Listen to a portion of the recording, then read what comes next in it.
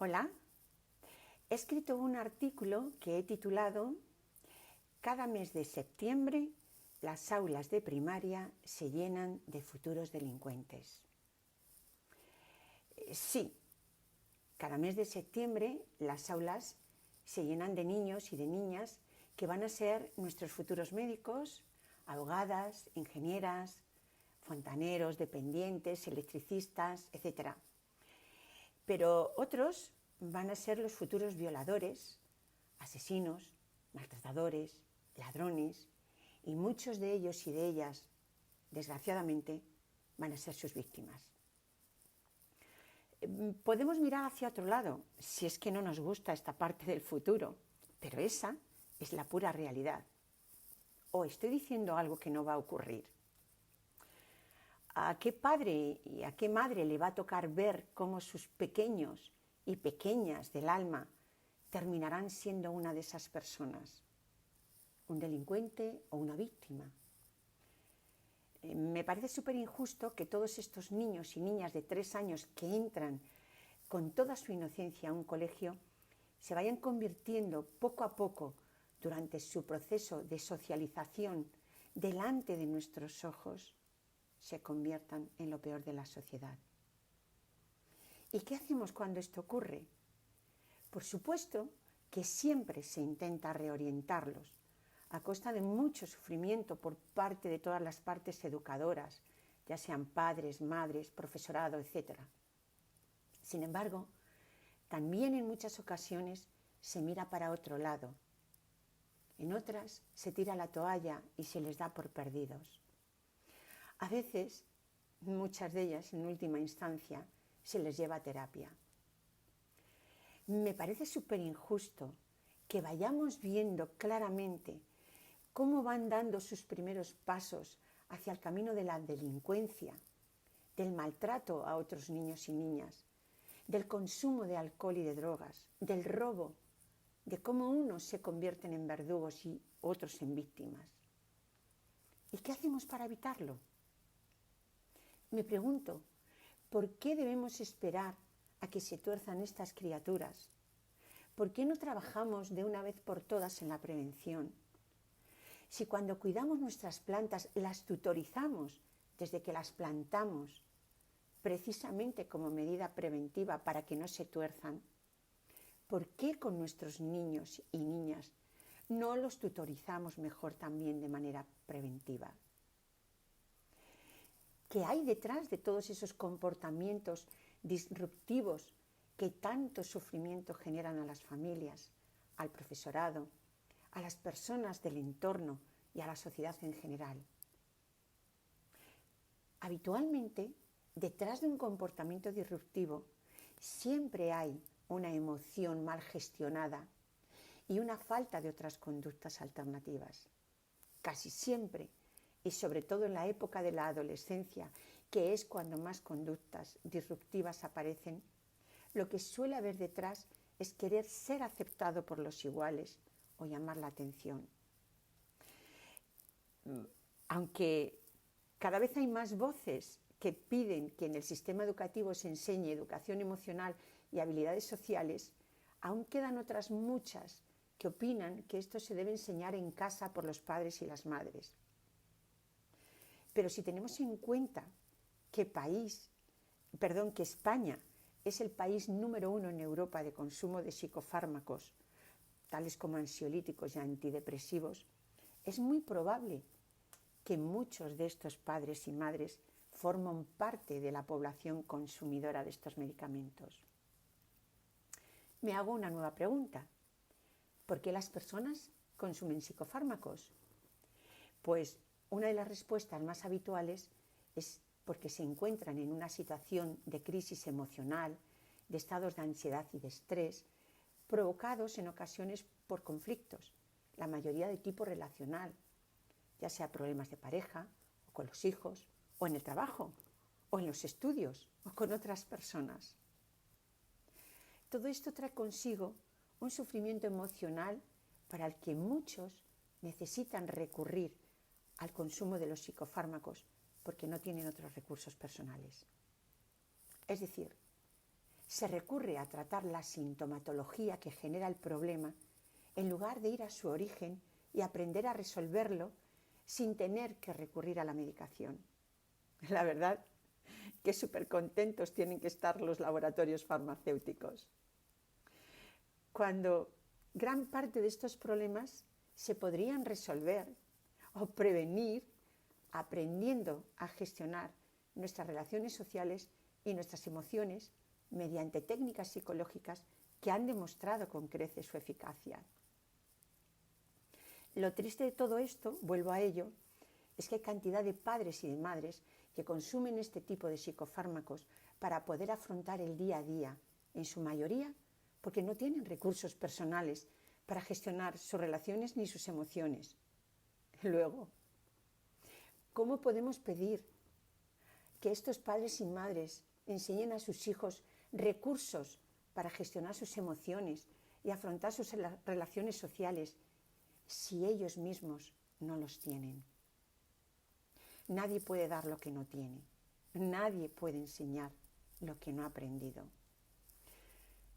Cualquier padre y madre podría enseñar a sus hijos e hijas a leer y a escribir, a sumar y a restar, etc.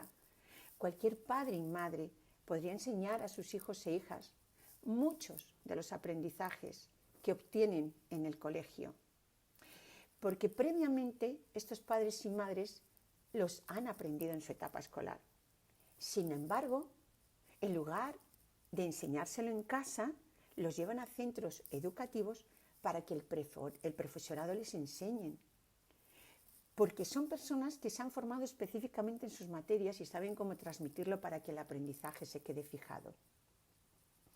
Por esa misma razón, ¿por qué los conocimientos psicológicos no se imparten en el sistema educativo por profesionales de la psicología? Está más que justificado, porque es difícil que esos padres y madres puedan aportarles dichos conocimientos, ya que muchos de ellos y de ellas no los tienen. Insisto, nadie puede enseñar lo que no ha aprendido. Y es sabido también que el rendimiento está muy asociado al estado psicológico. Puedes tener grandes talentos, pero si estás sufriendo emocionalmente, de nada sirve el talento. Porque las emociones, cuando están fuera de control, pueden bloquear toda la parte cognitiva, nuestro prefrontal, la región que nos hace más humanos. Se dice también que el colegio es necesario para socializarse, pero ¿dónde está la asignatura que les dote de recursos para aprender a socializarse? Porque seamos realistas, muchos de los contenidos que se aprenden en los colegios e institutos y hasta en las universidades no se van a utilizar en la vida. Sin embargo, todos los días de nuestra vida nos estamos socializando con el resto de la gente. Y la mayor parte de nuestros sufrimientos vienen producidos por los conflictos que tenemos con las personas de nuestro entorno. Nos faltan recursos sociales y emocionales. Es ilógico, por tanto, que estas materias, las emociones y las habilidades sociales, que nos van a acompañar hasta el último día de nuestra vida, las tengamos que aprender a través del ensayo y el error, a través de golpes emocionales. Y ya sabemos que la letra con sangre no entra. Actualmente el sistema educativo enseña conocimientos técnicos de carácter cultural. Muchos de ellos no se sabe si se van a necesitar dentro de 20 años, cuando se tenga edad para entrar en el mercado laboral. Sin embargo, no se enseña a desenvolverse socialmente, que sí o sí se va a hacer durante toda la vida. Y tampoco se enseña a afrontar emocionalmente los cambios y los problemas en la vida, que sí o sí se van a tener toda la vida. Por eso se hace necesario que la educación psicológica, de la mano de la neurociencia, entre en las aulas como una asignatura más. En todo el sistema educativo, desde las escuelas infantiles hasta la universidad. Los profesionales de la psicología tienen los recursos y estarían más que dispuestos para empezar a enseñarlos. Perdón. que todos los profesionales de la psicología no están a favor de esta asignatura, porque algunos, espero que sean muy pocos, piensan que eso les va a quitar trabajo en sus gabinetes psicológicos. Pero eso daría para otro artículo. En fin, y sí, la educación psicológica tienen que impartirla a las personas que han estudiado psicología, porque estos profesionales llevan muchos años de universidad formándose en ello. El profesorado, por ejemplo, de matemáticas, ha estudiado contenidos de matemáticas e imparte dichos contenidos. No enseña lengua u otras asignaturas para las que no se han formado. Es decir, no se les puede pedir que enseñen contenidos psicológicos de tipo emocional o social, porque tristemente muchos de ellos no tienen los recursos con los que gestionar sus propias emociones. Y muchos de ellos también carecen de habilidades sociales. Por ello no es suficiente hacer un curso de unos fines de semana de inteligencia emocional o de mindfulness y sentirse ya capacitados para dotar de recursos psicológicos al alumnado. Sería como hacer un curso de primeros auxilios y sentirse ya capacitados para hacer intervenciones quirúrgicas o tratar enfermedades. Como diría mi madre, zapatero a tus zapatos.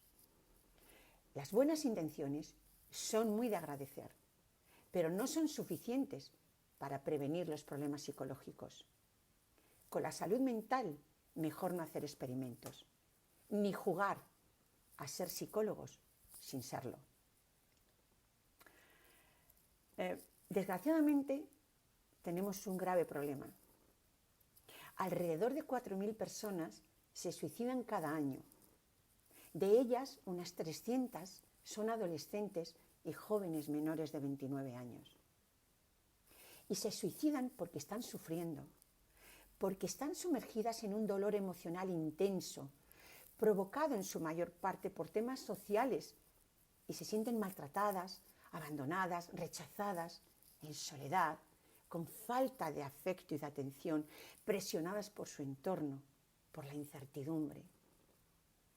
Si todas estas personas hubieran tenido recursos para gestionar esas emociones dolorosas, muchas de ellas las habrían puesto en práctica en lugar de recurrir a las conductas suicidas, autolíticas.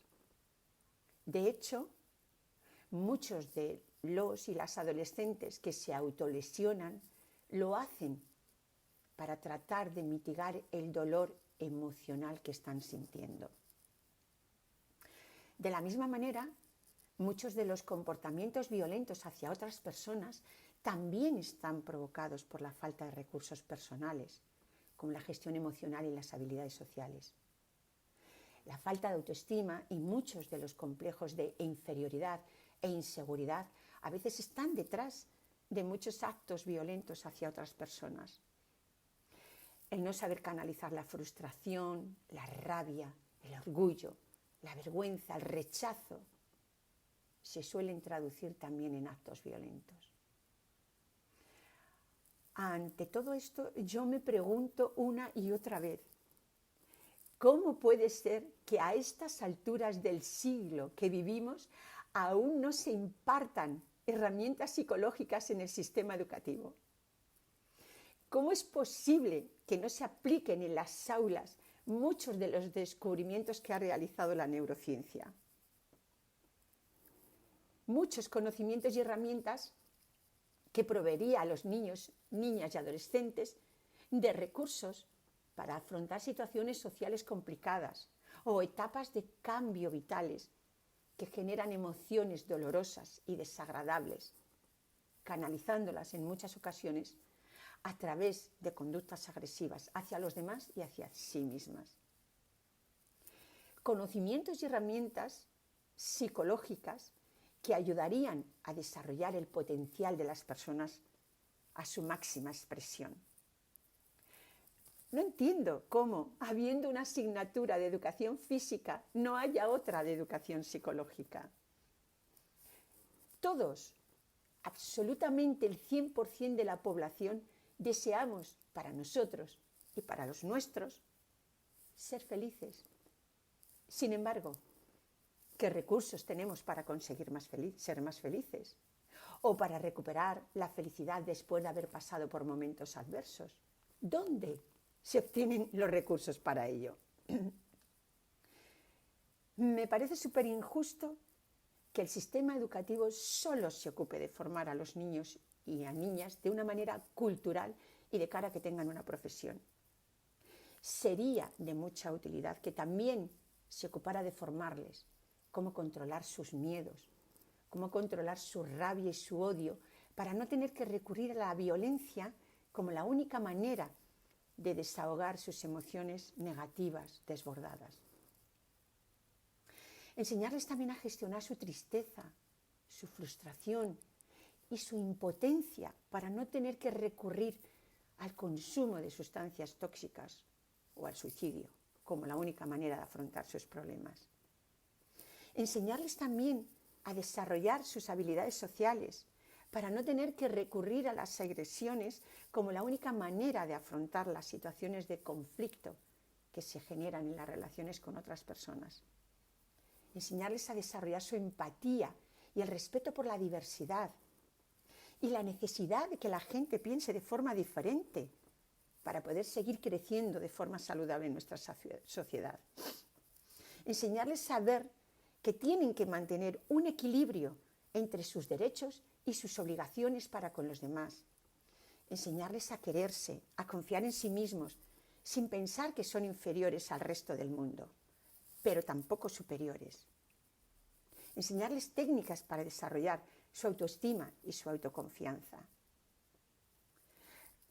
Soy consciente de que algunos padres y madres están capacitados para poder llevar a cabo de forma exitosa este tipo de educación, pero hay otros muchos que sufren porque no se sienten capaces de enfrentarse a muchas situaciones que viven con sus hijos e hijas.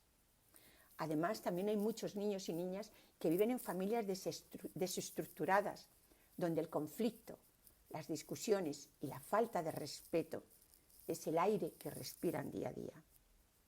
Familias de pobreza emocional y carentes de habilidades sociales. El sistema educativo es muy justo porque llega al 100% de la población. Por eso es ahí donde debería darse esa formación. Los niños y niñas de ahora reciben prácticamente la misma educación de hace 50 años y la vida actual no se parece prácticamente nada a esa época. El sistema educativo se ha quedado obsoleto. Hay que reformarlo para adaptarlo a las circunstancias actuales. Necesitamos que haya nuevas asignaturas que hagan mejores personas, además de buenos profesionales. Y la asignatura de educación psicológica contribuiría a hacer mejores personas y que fueran más felices. Esto ya justifica su presencia en el sistema educativo. En nuestras manos está darles a nuestros niños y niñas la oportunidad de no convertirse ni en víctimas ni en delincuentes. ¿O piensas que a ellos y a ellas les gustaría serlo? ¿O crees que a los padres y madres les gusta que sus hijos terminen convirtiéndose en un delincuente, en una víctima? Pues sabed, padres y madres, que alguno de vuestros hijos e hijas lo van a ser. ¿O estoy diciendo algo que no se ajusta a la realidad? Por eso en nuestras manos está reducir el número de delitos, de suicidios y de sufrimiento en las familias y en la sociedad.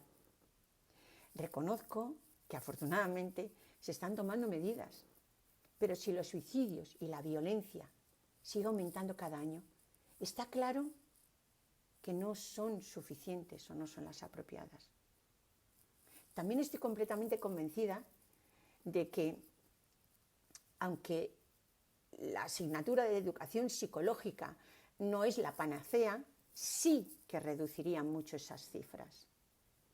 Porque la salud mental es producto de contenidos psicológicos, es la base de la construcción de la personalidad, la base del desarrollo sano de las personas y de sus talentos. La salud mental es incluso la base del rendimiento. Todos rendimos más cuando estamos psicológicamente bien. Es la base del bienestar de las familias, de los colegios, de las empresas y de las sociedades. Es la base del respeto por la diversidad y por las diferentes formas de pensar. No digo nada extraño si os digo que vivimos en una sociedad crispada, en la que el miedo se impone a la hora de expresarse por miedo al insulto o al rechazo. Se están perdiendo muchos valores y sobre todo el respeto. Cada vez abunda más el egocentrismo. Y soy consciente de que hay muchas personas que están en contra de que esta asignatura entre en el sistema educativo, porque muchas tienen miedo de perder sus puestos de trabajo, algo que no está justificado.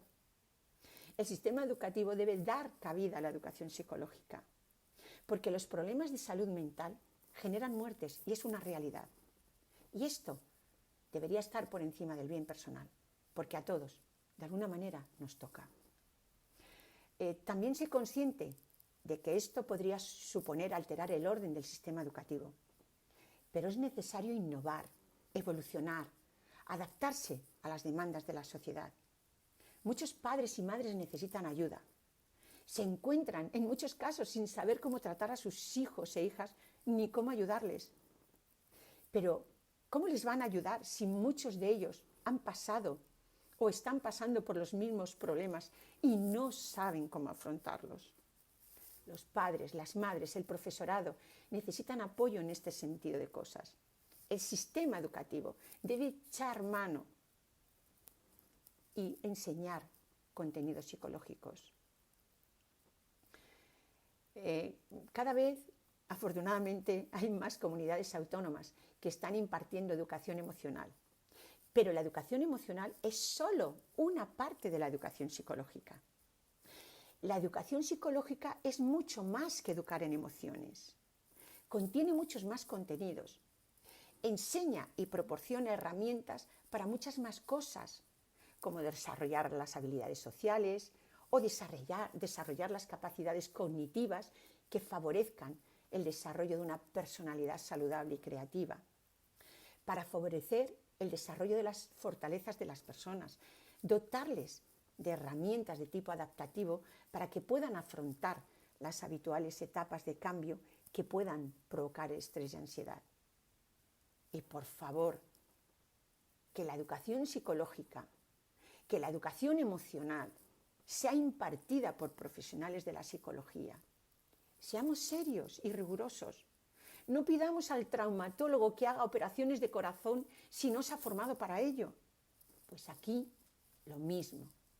Vuelvo a lo mismo, lo que diría mi madre. Zapatero, a tus zapatos. Soy consciente de que lo que estoy diciendo puede impactar. ¿Pero he dicho algo que no se va a cumplir?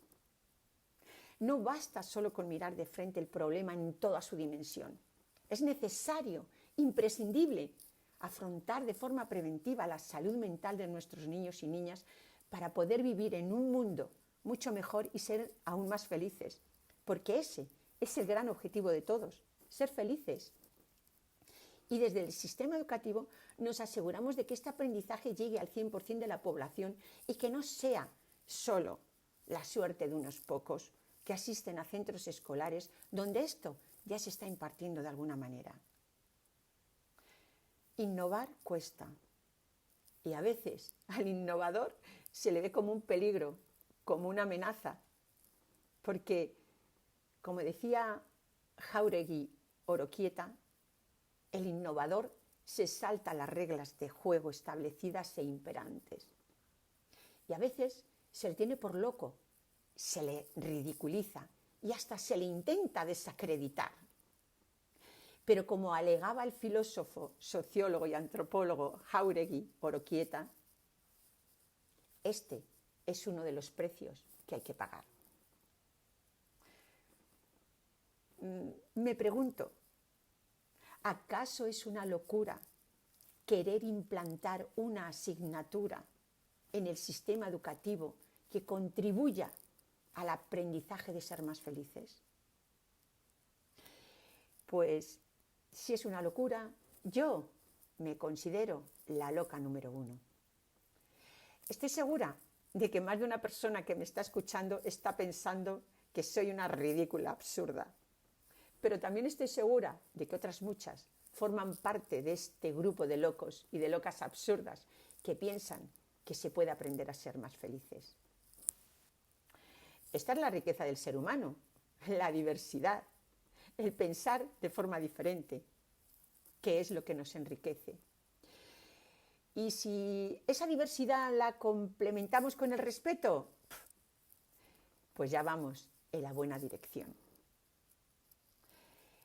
Por todo esto, reivindico que en el sistema educativo se implante la asignatura de educación psicológica. Muchas gracias por escucharme hasta el final.